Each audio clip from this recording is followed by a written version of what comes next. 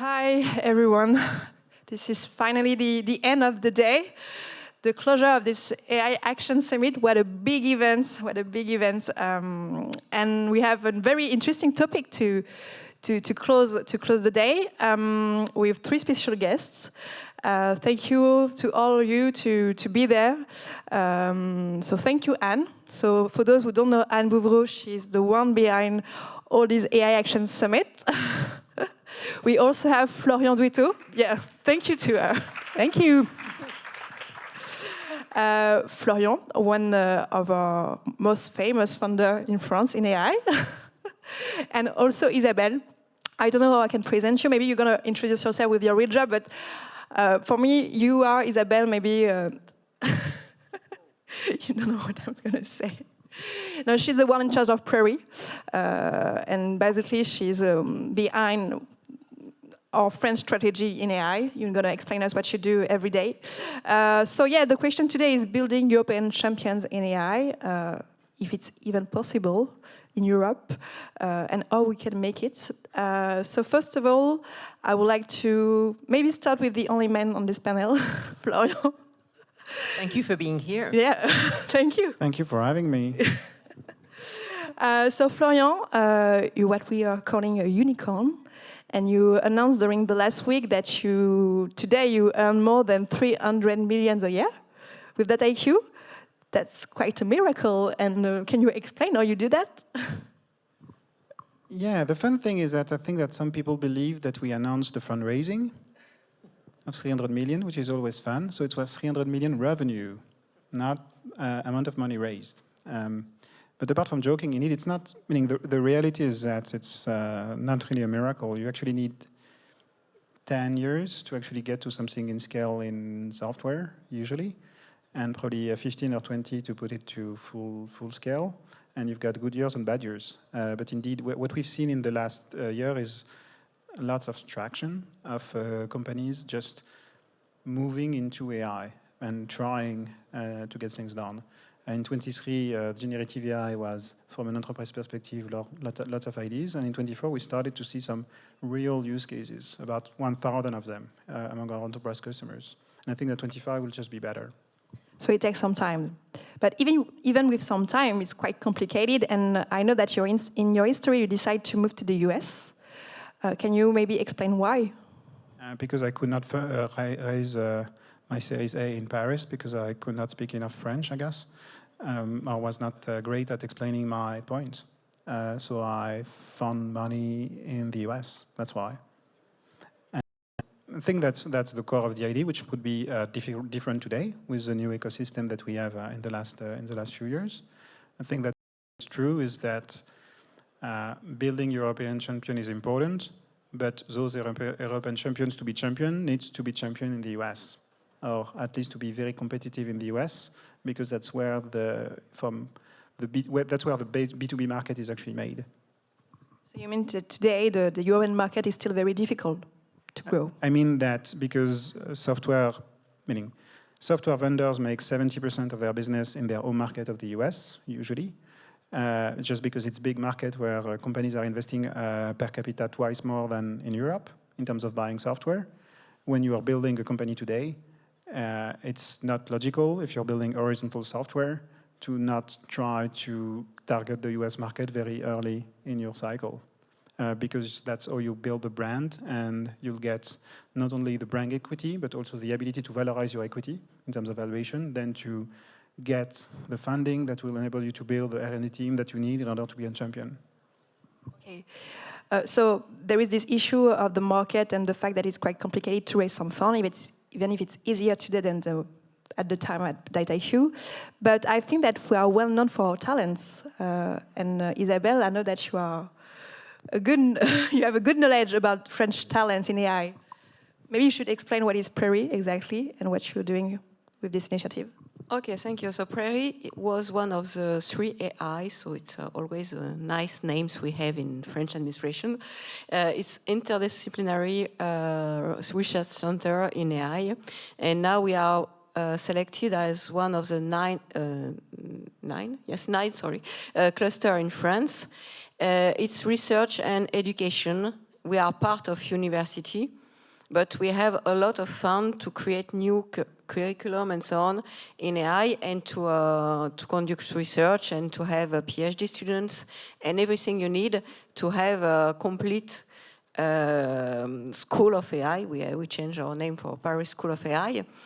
It's very important because we are known for our talent, but this is a topics in which you can never stop and consider you are good. You know, during the 10 or maybe 15 last years, the world had changed. We were leading in Europe in AI publications, the way we can compare researchers and universities. And now we are not leader anymore. China is a leader. It's not because we are not as good as before. It's because they invest a lot and they get better and better. So during the time we are happy because we think we have talent, we have good mathematicians and so on. The rest of the world is moving. So we have to continue to invest to stay at the first rank. And also so this is for the research and pure academic part. And we have also to form a lot of students because companies need them in all the domains now. So, you know, you maybe heard that President announced that we will have more than twice the number of students in AI that we have now. So now we have to work and to do it. I see, Anne, that you agree with what Isabelle is saying. Yes, of course. I think one of our very important strengths in France and in Europe, but particularly in France, is talent. But exactly as Isabelle said, this is not just because at a given moment in time we're good and we have talent, and then they're both very good in research and very good in innovation and starting startups, that we can consider that it's fine, and now we're just going to grow the startups so that they become unicorns. Of course, we need to do that. But we also need to continue to invest, and to invest significantly in research and higher education. This is absolutely critical. During this year where I've been preparing for the AI Action Summit, I traveled a lot, and I went to China in particular. The development in China, the level at which Tsinghua University in particular and others have gotten, is super impressive, and it is recent. They've really, exactly as Isabelle said, caught up and become much better. We are starting from a very good point, but we really need to do more. And I know we have budget problems and issues in France, but investing in research is so important. Okay, so we shouldn't take for granted that we have some great talents because we have to still invest in it. Well, good point. But what I heard sometimes is that we do have a great research, but it's quite complicated to have some researcher coming to the business. And this is maybe one of the difference. A lot of people are talking about the difference between the Europe and the US is that, yeah, the bridge between the two worlds is more complicated. I don't know if you agree with this idea. This is my favorite topics. We have now everything we need to be able to do it. We have the law has changed a few years ago with the PACT law. We have everything we need. We just have to convince our administrations with S, because in each university, to apply it. We have a lot of researchers. They want to either have a startup or working with a startup for a few days and then working with a large company at your stage, maybe 1 day in a week, maybe 2 days in a week, maybe for just one mission. And they can do it, it's legal. But we have to convince our administration to apply it. And you, Florian, have you seen a difference between the US and France? To put some context, I think I could have been a researcher or I could have been an entrepreneur, meaning I was essentially trained at the place you both lead, effectively speaking. And I think that the actual bridge between research and entrepreneurship, and why it's so important to have this research talent, is because in research you learn critical thinking and academic discipline, and that you can, I think, use those skills in order to build great companies. And it's not just because like we'll do great research and we'll get some great ideas and it might turn to companies. It's because with research, you build great talent and people that can be innovative and actually then get things done and build businesses. And so I think those bridges can exist. And indeed, it's, I think, it was back in my days something that was not happening because not possible. And so you had to choose. And I chose very, very early on when I was like 20 to get to entrepreneurship. But I think now it's very different. And I think indeed in the US, it's been this way for a very long time. So they just have this back and forth mentality of getting between research and business all the time. So yeah, you said that it was not possible before because of the administration. Now they have to apply the fact that it's possible today, but you just talk about the mentality. Do you think that it's not cultural for us not to go back and forth between the business and the private and the public sectors? It was not, but it was 20 or 10 years ago. I think that now it is, especially in AI, it's maybe not in all the fields, okay? But in AI, there is a short time between the time when a researcher has a new result and academic publication in a big conference and so on, and the day in which you will have something in your pocket with the application of this result on your phone or your favorite device. So it's so short time that companies need to talk to researchers. They cannot ignore them. And it's very exciting for researchers to see what they have invented in everyday lives.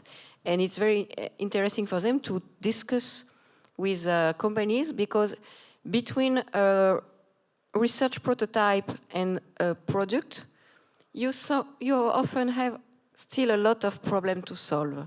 And this is has to have something invented but not completely finished. And if you have the chance to see it until the end, it's great, it's wonderful. So both have now incentive to go together. You want to add something? Yeah, with pleasure. I do see this changing, and it's true, it's particularly the case in AI. And actually, it's wonderful that we're here at Station F discussing about both unicorns and research, because this is a place for startups. It's also very important to note that there's a lot of private research in AI, and so in France, we have the great AI clusters, and we absolutely need to continue. Paris School of AI, we need to invest, we need to train more people, but we also are lucky to have big research labs from Meta, from Google, from others. All offices are opening from a number of companies. We're fortunate to have QTI as well. So there's a number of different places where you can go from research to innovation in a much more easy and seamless way, and you can see people just mingling together and knowing each other. And I mean, an ecosystem, what is an ecosystem? This is in part people knowing each other and being comfortable asking questions, what's your job, and can I help you, and maybe one day we'll do something together. That is particularly important. We're getting better at it, I think, in France. Maybe another thing that I wanted to say that we haven't mentioned yet in terms of building European AI champions. Yes, you need to go from research to startup, and then startups need to grow and become unicorns and become revenue generating. In order to do that, it is true that it's easier to do it in the US still, because large companies have more of a habit of working with startups. Large companies in France and Europe have less of a habit to do that. There's a little bit of a tendency sometimes to say that large companies can work with their own internal R&D teams, and that they will want to work with US companies. And I think as part of the initiatives that we've announced at the AI Action Summit, there's an initiative that is called European AI Champions. It's signed by large companies mostly and unicorns with some sort of a, maybe not preference, but maybe yes, a preference, saying every large European company, when they want to go to AI, they first should look at European startups and unicorns and see if they can do a partnership with one of these companies. And of course, we will continue to work with companies all around the world, but that which the US does a lot, which also China does for different reasons, we need to be open and also willing and also proud to do it. So this is a kind of European Small Business Act. It's not a regulation, because we know that when we go the route of regulation, it can take a bit of time, but it is a commitment by companies to do that, and it's exactly the spirit of the Small Business Act. Florian, do you confirm that it's still a bit complicated to work with some companies because maybe you're less famous than some American competitors, or maybe because they are scared of working with some startups? Or maybe they think you're American and they're fine, you know? Yeah, sometimes you have to wear the hat to look American. I think one way to look at our ecosystem, at least in AI, is that you've got an ecosystem of services, which is very much built by some of the very large big tech companies, and some big large language model vendors, also from California, and that indeed many of our customers in Europe have a basic stack which is built on like maybe 7 companies, like cloud service providers. You've got 2 database vendors, you've got OpenAI and Anthropic, and from this layer of infrastructure, it's maybe like 80% of what we see, just 80%. And I think that not getting into what we do, but like just if you think about it this way, there is a question from the perspective of European company and like true resilience on whether they should have alternatives so that they can kind of like keep the skills of companies that are not just from one ecosystem, they can rely on for some basic activities they will have to do not just for 1 year, but also 5 years, 10 years, 20 years. Because the AI system that we are building today are like the COBOL, ARP, whatever stuff that were built 40 years ago. Some of them will still be running in 50 years. We are rebuilding software with agent, which is a bit crazy, but that's what people are doing and will be doing.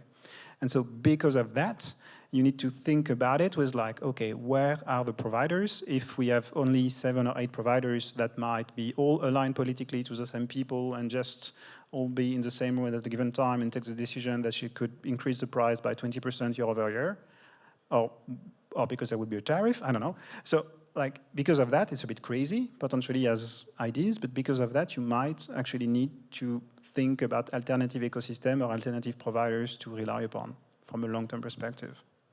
And because of that, there is a real way for Europe to grow and to emerge in this ecosystem.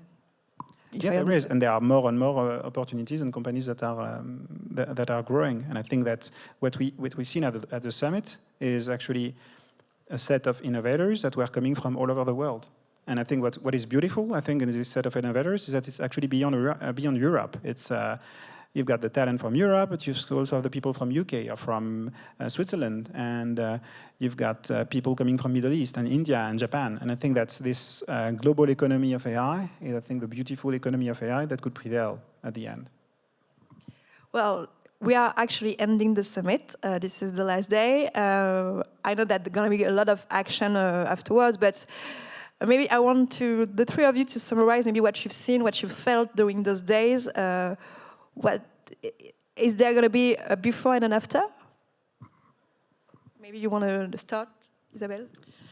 I have not make notes. So now there was a lot. I think there was a lot of enthusiasm, and it's positive energy, because we know that in France and in Europe we are not, for now at least, the leader of the world in AI. But no one is saying, okay, it's done. You see, you have people from companies, you have people from public sector, you have politicians, and everybody was in a positive way, in a sense that we can do it, we can have investment, we can have more people working in AI, we can have more company, more unicorn, and more everything. And if I have only one thing to remember from the summit, it will be this.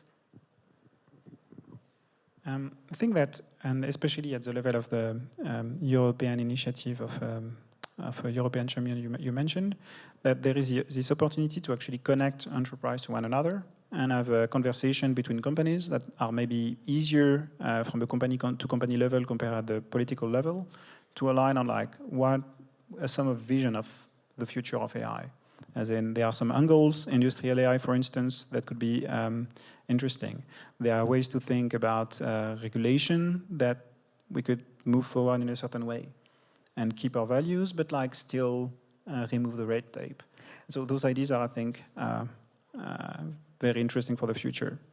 What you're saying is that we used to have the French tech, and maybe we're going to have a real European ecosystem in AI where you feel European first and not only French. Yeah, but like you need to keep the British and the Swiss because you've got very smart people in London and Zurich. So that's at least in AI. Okay. And I mean, the result of this summit, is it what you are expecting? Is it more? Is it less? It's definitely what we were hoping for. Of course, it's been long in the making, and we've had ups and downs, but we really tried to take the opportunity. This is a global summit. We had people from all around the world. It was co-chaired by Prime Minister Modi. We had both China and the US, so there's a diplomatic part to the summit. But from the beginning, we wanted to construct it to, and everyone understood that this was to put France and Europe on the world map of AI. So on the putting France on the world map of AI, I think that's been quite successful. And there was this idea from before the summit that, yeah, you have Mistral, but how are they doing and you don't have anything else? I think now it's, wow, Mistral, and wow, you don't only have Mistral. You have Dataiku, you have Pulside, you have H, you have Hugging Face, you have Alan, you have Pigment. So it's like, wow. So yes, putting France on the, and Helsing, and so yes, putting France on the world map of AI, I think that's been quite successful. And the European dimension, for a while I thought, are we going to be able to do something? But with this European Champions Initiative, with the investments that was announced both from companies and from the European Commission, I think we're also putting Europe on the world map of AI and putting back, exactly as Isabelle said, some enthusiasm in this spirit of, yes, we think we can do something and we want to try, which I think is absolutely fabulous. So I'm really pleased with that. Yeah, during this day, I was amazed about the fact that everybody was talking about AI. And not only the specialized media, but like everyone on the TV, on the press.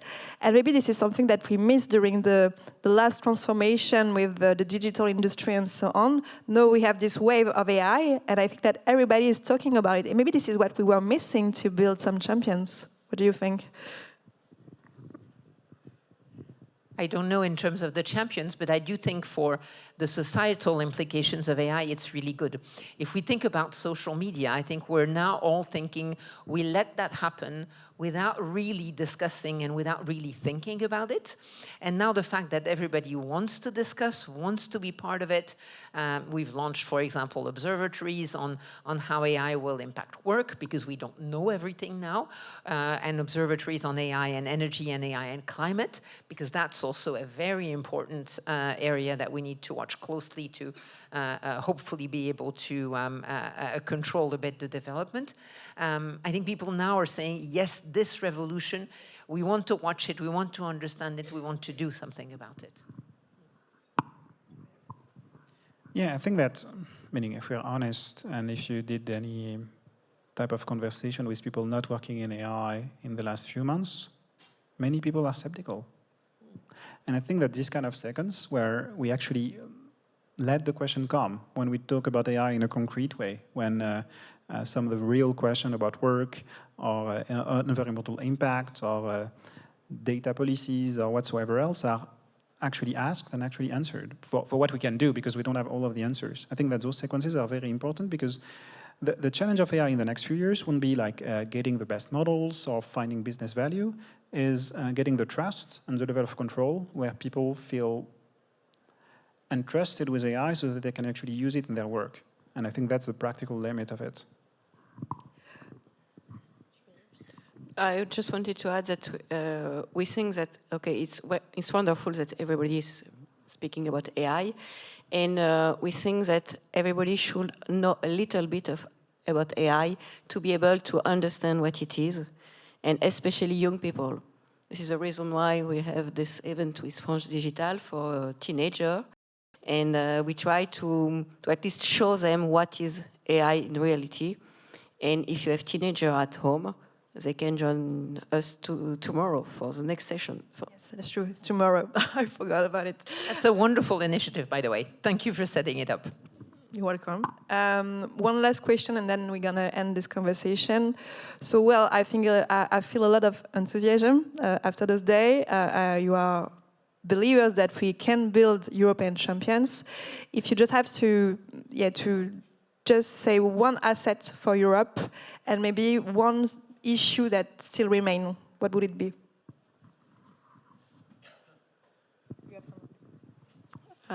Assets, they values at what Europe represents. We have a lot of colleagues in US that would like to live in Europe. And some things that remain a problem, it's probably large investments for companies. Talent, fragmentation. Woo, that is quick. I was going to say talent as well, but no, I'm happy to double down on the talent. I think on the challenge, or the thing that we really need to work on, it's trust. Because I think within the community, there is enthusiasm and we want to do things. But for wider sets of people who have questions about jobs, about application, working on trust and working on explaining concretely what it is and also why we have the safeguards to make sure that it will be developed in a responsible way. That's something that has been started, but we need to continue to do. Okay, so that will be the last word. Thank you to all of you for being here today, for what you do every day for AI. Thank you for this summit. And once again, this is the end of this master stage. We can all go upstairs to finish the day all together. Thank you. And thank you, Maya. Thank you.